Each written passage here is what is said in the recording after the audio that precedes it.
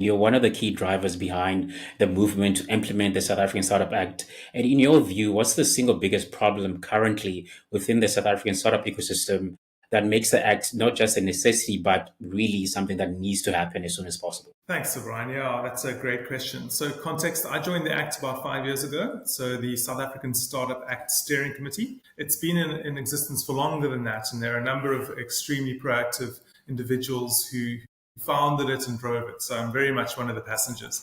But I was invited because of how close we are to the funding journey of South African startups, which is why I would personally say that the biggest challenge is to attract funding for South Africans. And I'll tell you more specifically, there is local funding and there are amazing local funds and sources of funding. However, something like 90% of venture capital funding that lands up in South African startup companies comes from offshore. And that's despite there being quite significant challenges to them raising funding from offshore. And there's also reasons for the challenges too, which I'd like to work through. And really addressing those challenges and making that path smoother is my personal role in the Startup Act.